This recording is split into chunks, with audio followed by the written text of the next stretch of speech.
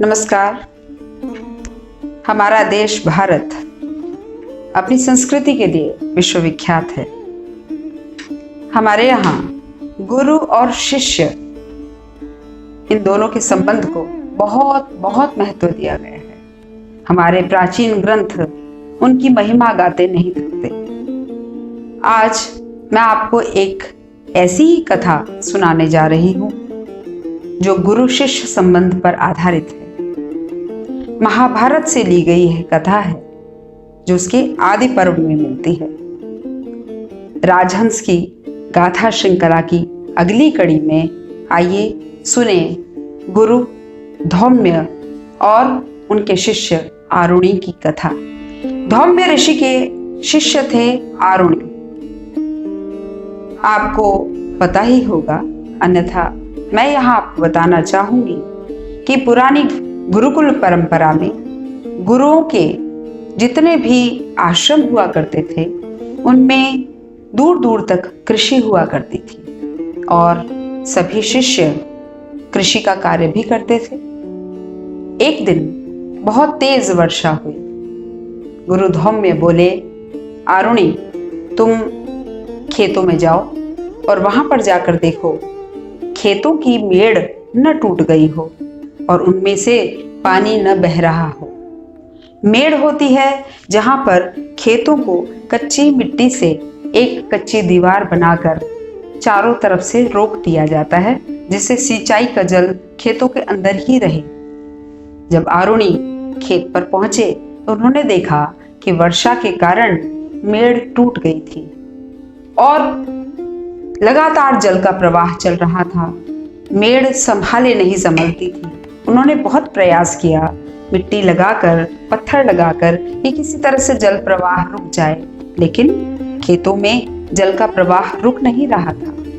अंततः आरुणि को कोई और उपाय समझ नहीं आया। आरुणि स्वयं उस मेड़ के सहारे लेट गए, अर्थात खुद के शरीर को मेड़ बना लिया और निरंतर जल बहता रहा। उनके लेटने से खेत का जो प्रवाहमान जल था, जो बह रहा था पानी, वह रुक गया। लेकिन इतनी तेज वर्षा हुई थी, इतना जल था और उससे अपने शरीर को रोकने के कारण आरुणि का शरीर धीरे धीरे करके अकड़ने लगा, नीला पड़ गया और खेत के अंदर तरह तरह के जो जीव जंतु होते हैं उनके शरीर को काटने लगे। जोंक उनके शरीर से चिपक गई।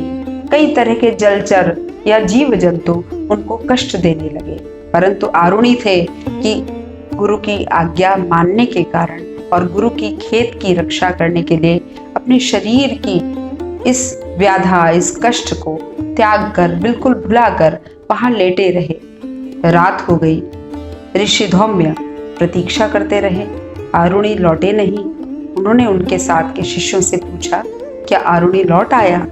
ज्ञात हुआ आरुणि तो वापस नहीं आया। ऋषि को बड़ी चिंता थी।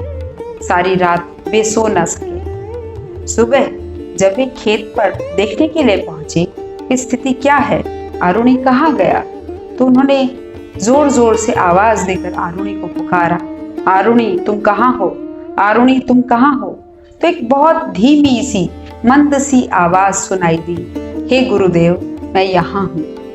ध्यान से देखा तो पता चला कि एक खेत की मेड़ के स्थान पर आरुणि ने अपने आप को मेड़ की तरह से बनाकर लिटा रखा था। गुरु द्रवित हो गए। उनकी गुरु भक्ति देखकर उनको बहुत कष्ट हुआ, बहुत दुख हुआ। आंखों से आंसू बहने लगे। उन्होंने आरुणि को उठाया, अपने गले से लगा लिया और अत्यंत स्नेहमय आशीर्वाद दिया। उन्होंने कहा, हे आरुणि, तुम्हारी जैसी गुरु भक्ति मैंने कहीं नहीं देखी। तुम्हें मेरे आशीर्वाद से समस्त वेदों का ज्ञान हो जाएगा। अपने आप सारी विद्याएं हृदय के अंदर अंतः प्रकाशित हो जाएंगी। तुम युगों युगों तक इस गुरु शिष्य परंपरा के आदर्श के रूप में स्थापित हो जाओगे, देदीप्यमान होगे।